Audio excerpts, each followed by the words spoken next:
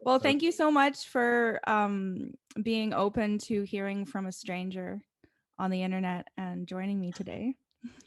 That's like the best part of the time we live in, right? Right? I think so. Yeah. Yeah, I agree. Um, for people who don't know who you are, would you mind giving a bit of an introduction as to yourself and your work? Yeah, my name's Juno. What can I say? My pronouns are he, they.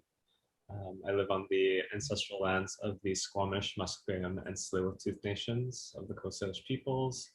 Um, yeah, I've had a bit of a journey. I became a chef in my adult life, and then I would say that's kind of where I guess, made my dent into the world and as for my own career. But I think that time in my life there was a lot of things happening that didn't allow me to take care of myself the way I needed to, and so that's kind of shifted my focus away from the kitchen and more onto um, mindful experiences as well as commercial photography for work. And so that's kind of my two passions right now, commercial photography as well as not only my own personal meditation practice, but also seeing how I can hold space for others as well. Yeah, when I first messaged you, we right away discovered that we had a lot in common just in the topics you were interested in exploring today. I Your Instagram caught my eye because of your beautifully plated food and photography, and I've wanted to have a talented chef on for a while because to me that is just as much artistry as music or anything else. I mean, cooking um, is a wonderful creative skill and such an important part of life. And then you also have this other facet to your creativity, which is the photography element. Um, so I was curious how did you get interested and passionate about food? So food kind of was an interesting thing that when I look back on my life, there were like key moments where I was like, oh yeah, there was totally an interest there.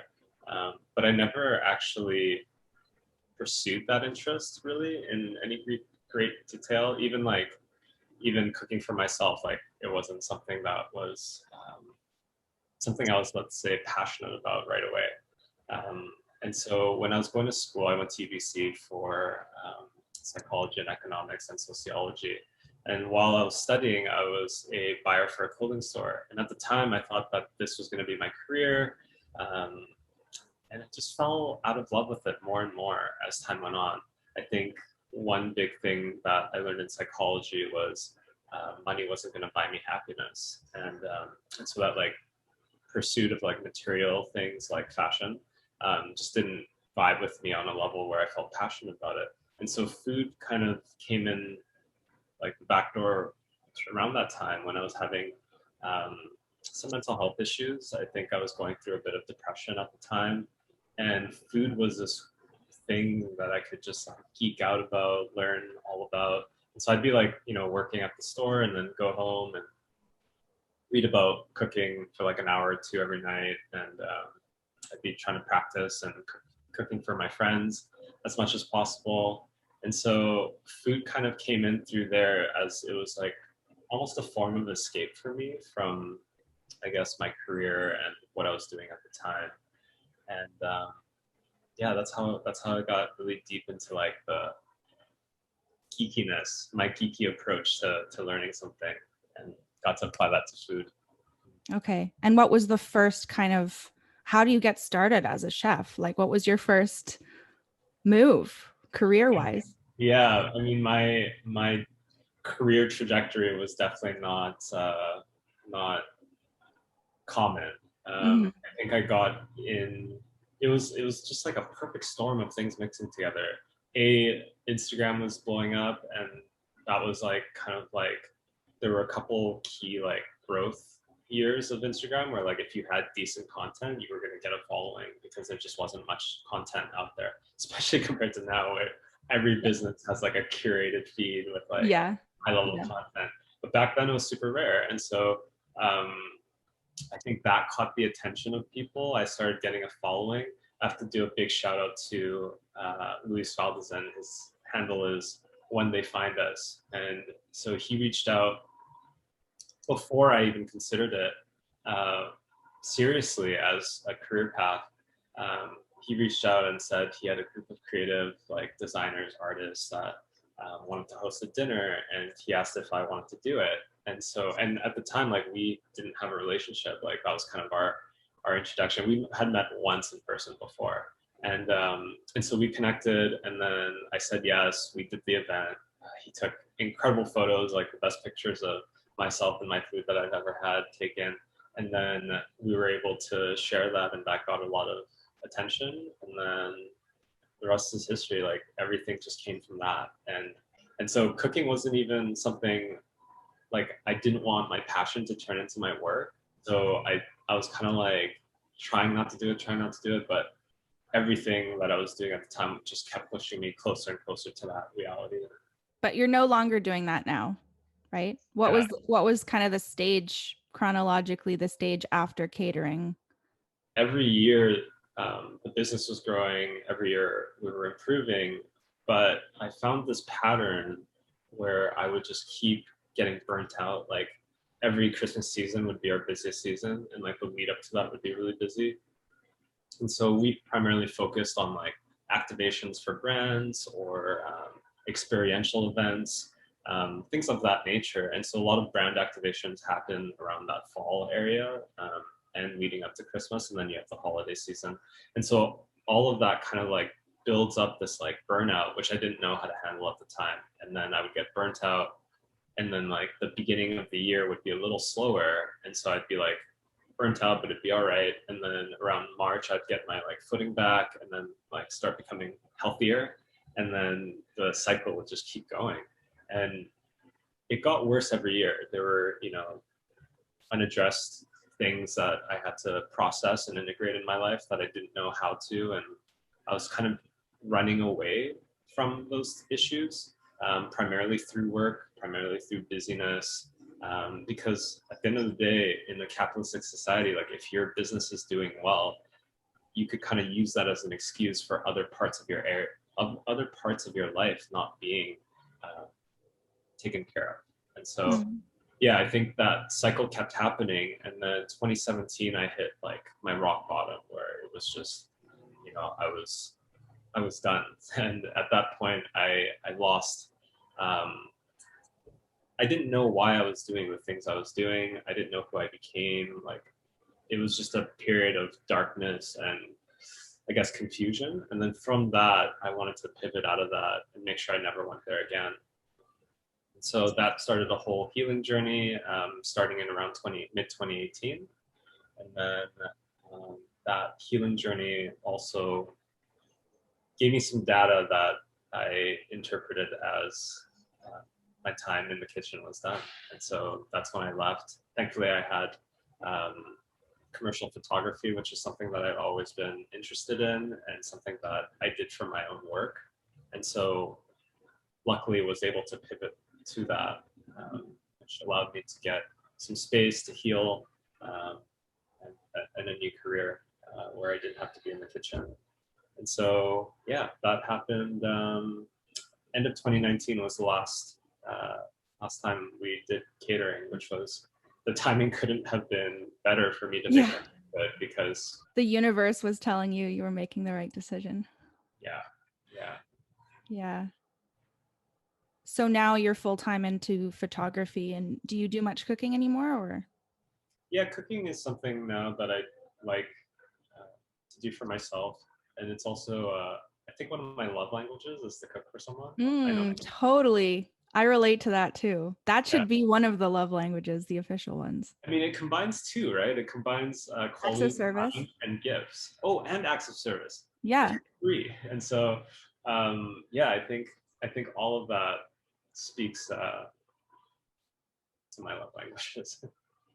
Yeah. So I have actually had an argument with a past partner about the fact that they saw food very much as just fuel. like get it in my mouth, as much protein as possible or whatever, so that I can do my activities at the highest potential I can. And like, I get the logic of that. And I think a lot of people see food that way, but I've always seen it as so much more. And I think anyone that has spent so much time studying cooking and food and how it relates to culture and community and all of these things, such as yourself, probably has a similar view of the importance of food and eating together. And I was curious what your thoughts are on that. I think that's just a symptom of living in a capitalistic system, right? Like everything's transactional. Our time becomes transactional, our food becomes transactional.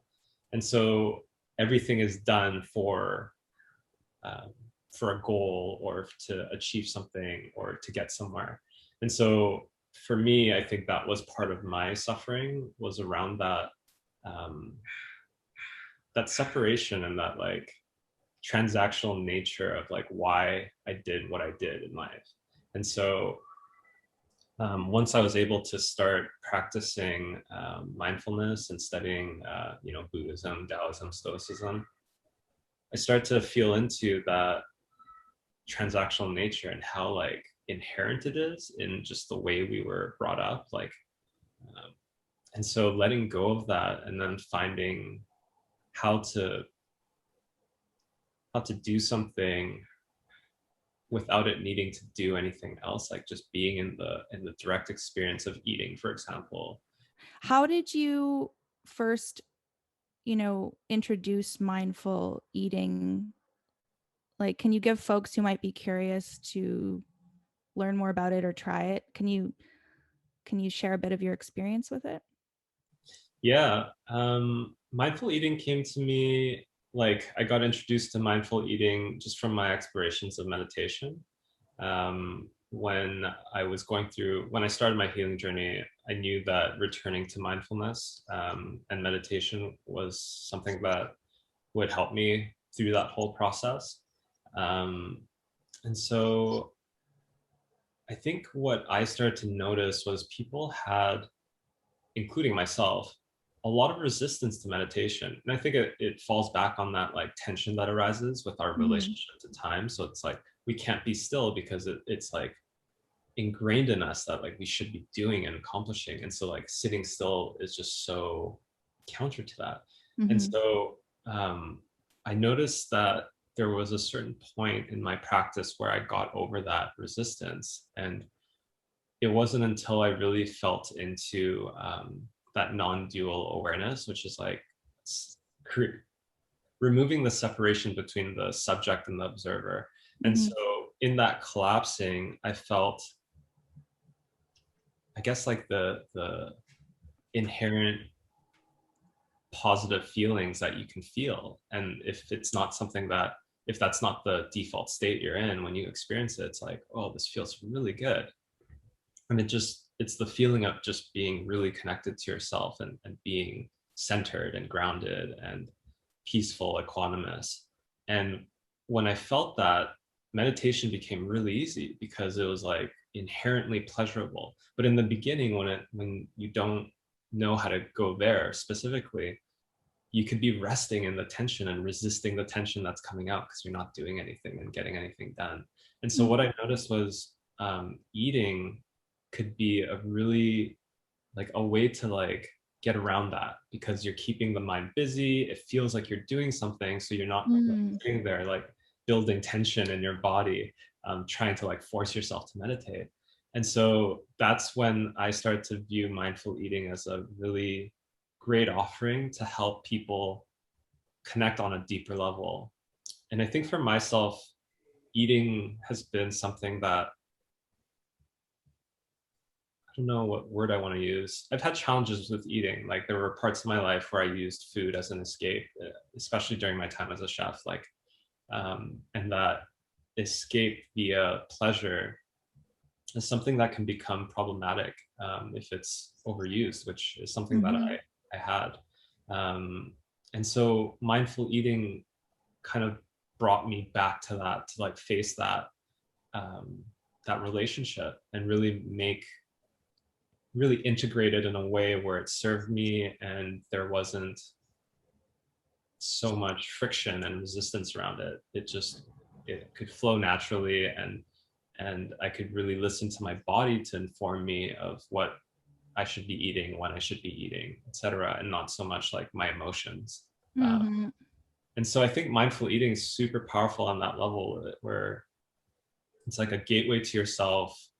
You can examine relationships you have to time, to food, um, also to like your nervous system, because I think one part of mindful eating is like going into it with the intention of like your whole being is all about in that moment eating and receiving this nourishment. And so through that process of really being with it, it it starts to build a relationship that you can then take learnings from to how you relate to everything else in your life. Mm-hmm.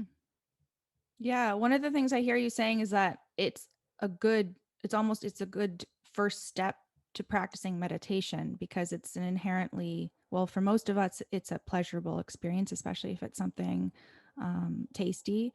And it also gives your mind something to focus on, as opposed to a lot of meditation instruction, which focuses a lot on emptying the mind and not having anything there. And that can be really challenging for some people. So I think having something to focus on is also probably super helpful.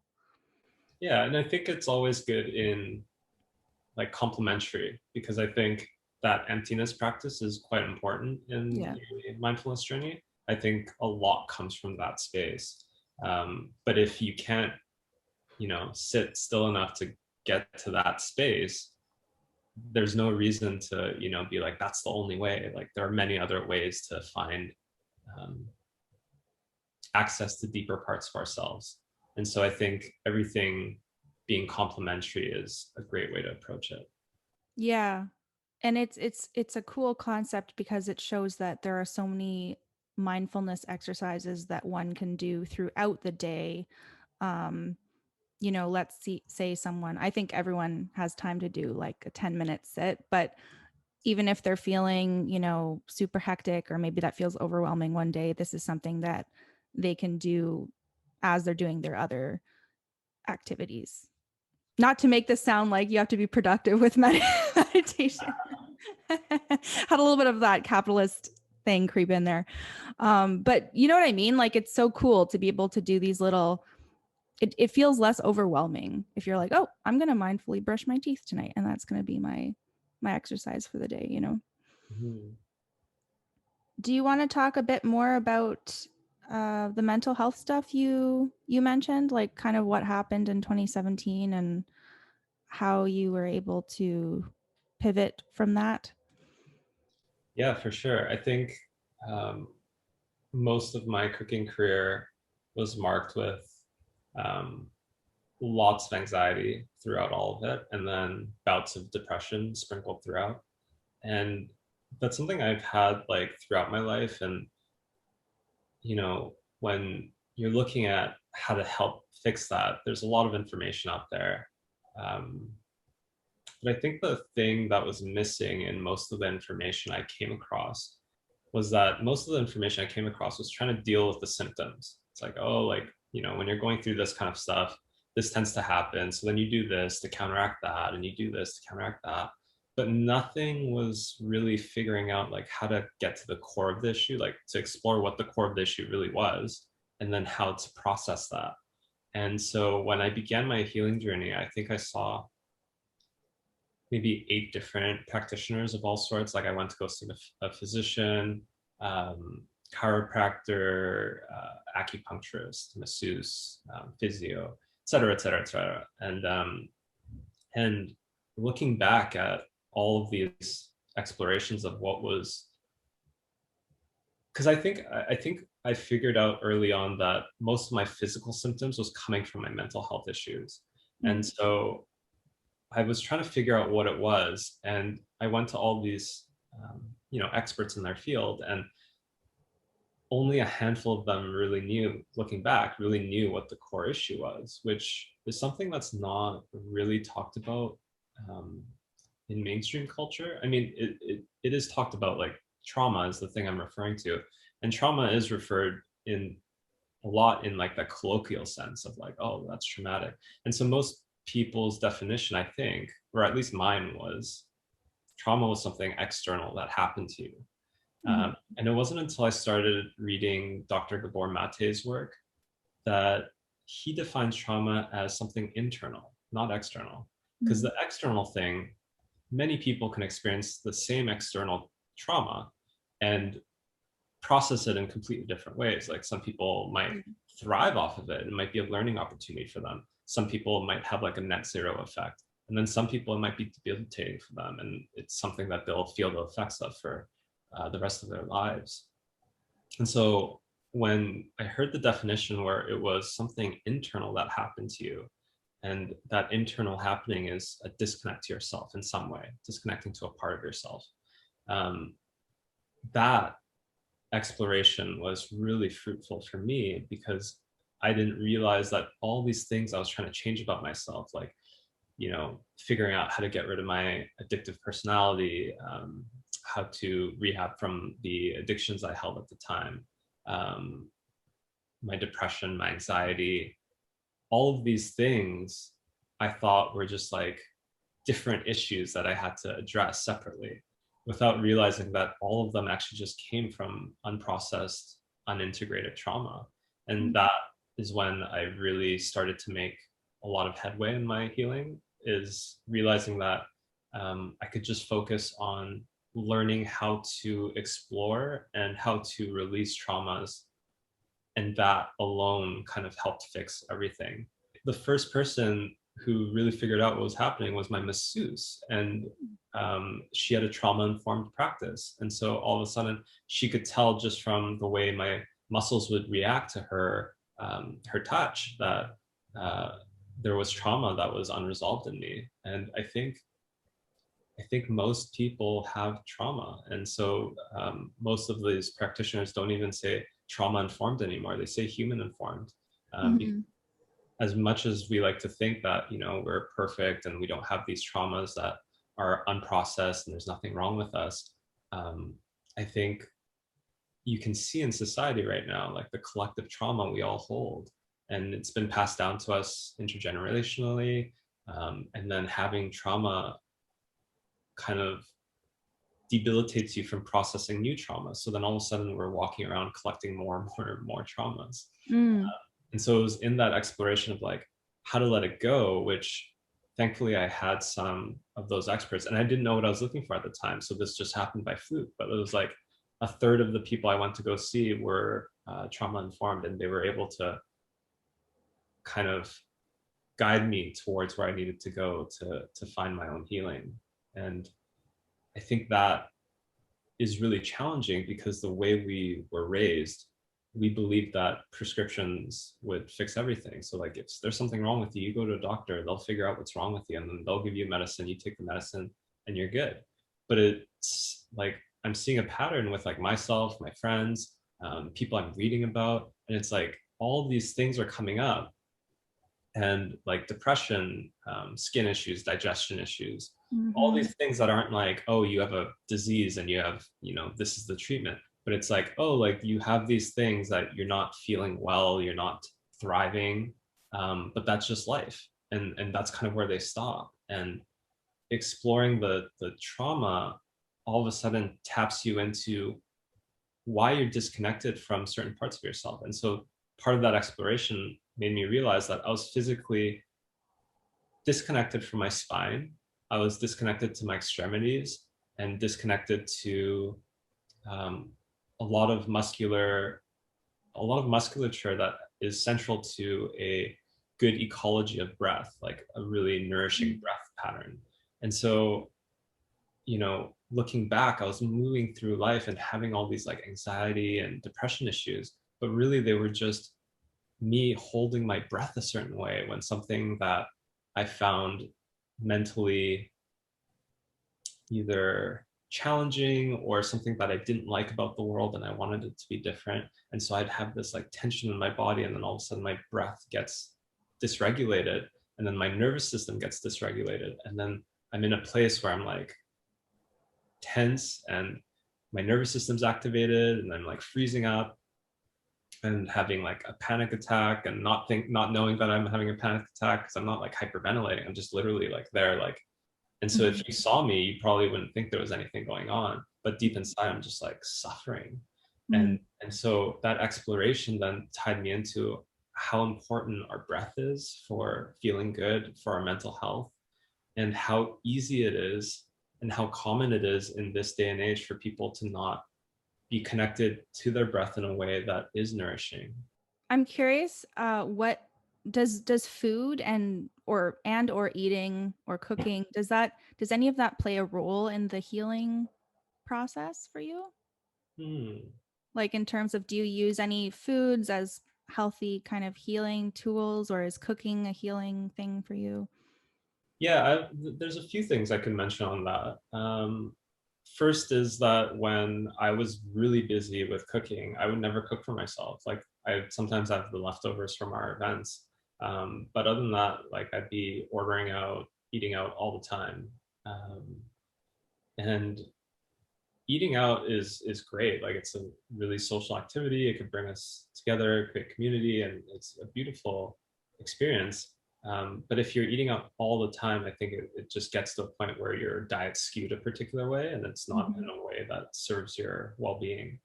And so when I went to go see a naturopathic doctor, he started to really focus on my digestion because I was having some digestion issues.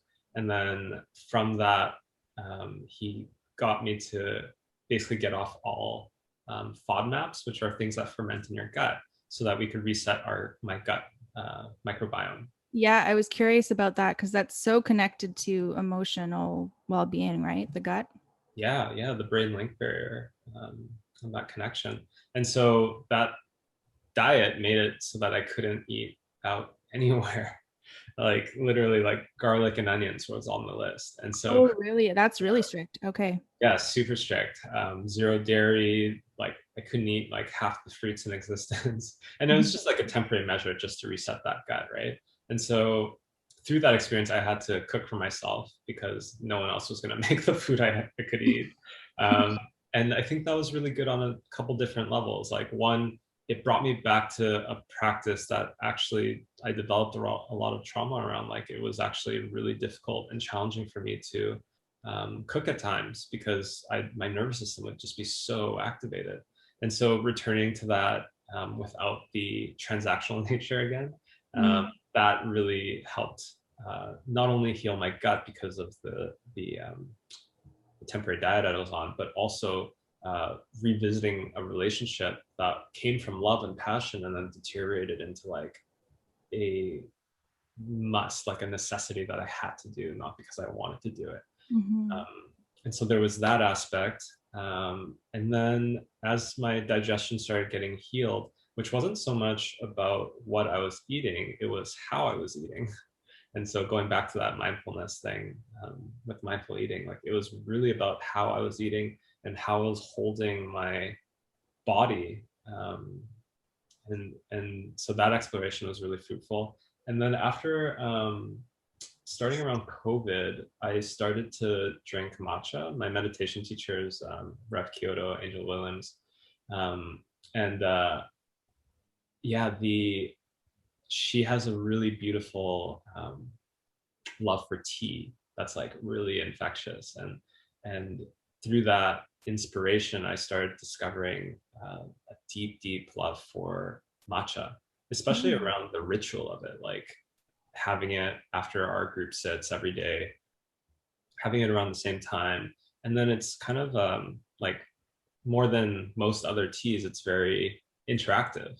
And not only interactive in the sense of like you putting something into creation, but also a reflection back onto you. And so the whisking part, for example, if you're doing it mindfully, you can sense like you want to basically use the minimum amount of effort possible.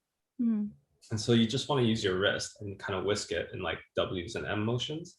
And what I noticed was when I first started doing it, my whole arm would be tense and like my legs would be tense, like my back would be tense. And I'd be like straining to like do this small movement Mm. and realizing there was so much waste of energy going through the system. And I would learn later on that had a lot to do with my traumas and my breathing patterns and my holding patterns, like how I hold myself up, my posture. Um, Mm. and so working on that every day, all of a sudden you get this like connection into like how tense your body is in that moment and the pattern of tension.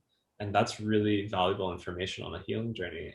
If you do it, 5 times, you might notice a few things. But if you do it every day for a year, all of a sudden you have this like constancy. So then anything that isn't constant, the variables, they start to show themselves. They start to like appear in your Mm. awareness. You're like, oh, there's that thing. Like when I hold my whisk a certain way, like that creates all this tension. But if I just shift this and then like center myself, root into the ground with my feet, feeling my connection to the ground, and then allowing that energy to um, naturally come up and finding the natural balance. So I found that I would be like really like trying to do things whenever I did something instead of just finding the natural balance of that context. And Mm. so sitting posture is where I really see that, where it's like when you come back over and over and you have a daily practice of sitting down on the cushion, you can start to see like your holding patterns and like how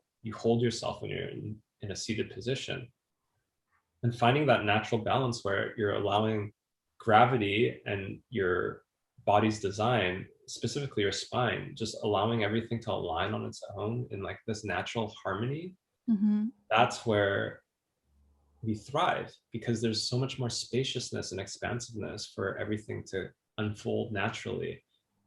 Whereas before, everything I did was like controlled and forced and like with force. And so in that interaction, there's a lot of contraction, a lot of tension, and a lot of tunnel vision. And so, yeah, I think going back to like mindful uh, eating, mindful drinking, doing anything mindfully where you're really connected to the thing that you're doing, I think that provides you with so much data. And even if you're not really like, even if you're just experiencing in the moment, like the moment itself is so, it's like it's all I need, it's all I ever needed. I didn't have to seek other things. I could just be in that moment with that thing and be in bliss.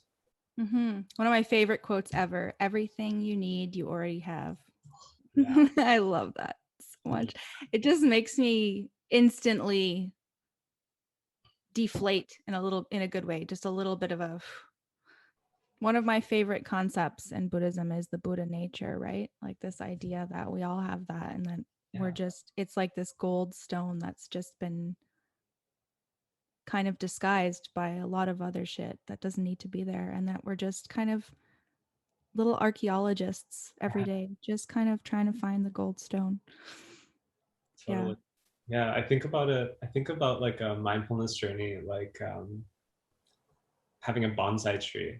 And so when Mm. you get a bonsai tree, and let's say it's one that's not been previously shaped, like first you make sure that the roots are healthy, and you check the overall health of the plant. And so you like discard anything that it doesn't need anymore, any like leaves that aren't flourishing, like those are still sapping away energy, right? There's a intentional shaping that happens. And so I liken that to the meditation practice because our traumas are what we come to the cushion with. Like we come as a collection of these beliefs, traumas, associations, patterns, ways of being. And then you show up and then you just like sit there in solitude. And so you're starting to see like what is really stable and like there because it needs to be, and what's actually just like kind of shaky. And so you start taking off the things that don't serve you, that you don't need to hold on to. And so there's a bit of like that shedding process, and then you figure out like what are the conditions for me to just be in this Mm. moment with equanimity and clarity, calm, and peace. Mhm. Wow, that's so nice. Well, I want to thank you so much. I don't want to take up too much of your time today. That was a really lovely conversation. Yeah. Yeah. Thank you so much for answering my message and for joining me today.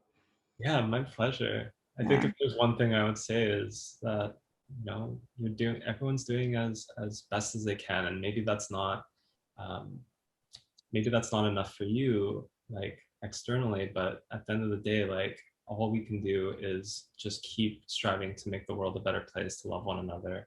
And I think the best way to do that is to explore the self on a deep level. And I think there's a big fear around that. Like people aren't going to be happy what they find. And there's a layer to that. Like you're going to notice things that you're like, oh shit, like that's there. Yikes. But Yeah. yeah, totally. Well, it's also a lot easier to play the blame game and like look outwards than it is to come in. And then there's a big culture now with, yeah, calling people out, blaming people, looking outward. And instead of like, what can I do? As you say, to make the world a better place, what can I do? And it's not to say that we can't be active externally as well, but For sure. it all starts in here, as you said. So I think the big thing is like we use shame a lot to try to create change, and yeah, shame creates tension. And I don't know about you, but when I'm tense, like I don't want to change my perspective. I don't want to change my belief system. Like I don't want to listen to you. I want to do actually I want to double down and like dig deeper into my own beliefs if I feel tension. And so a gentle absolutely. yeah, and so a gentle invitation, like even if someone's saying vile things to you, creating that shame makes you feel good in that moment because it creates that separation from you and that person. But another invitation could be to explore how you can work with other people's tensions. And like if you disarm them and you create expansiveness in their moment, then all of a sudden they're so much more open to hear your perspective and to hear um, a differing set of opinions. And so I think if we can lead with compassion instead of shame, I think that will help. I think that could possibly maybe help the world become slightly better than it was yesterday. I 1000,000,000% agree. Yes. Thank you so much. My pleasure. Thanks for Yeah. having me. Yeah, of course.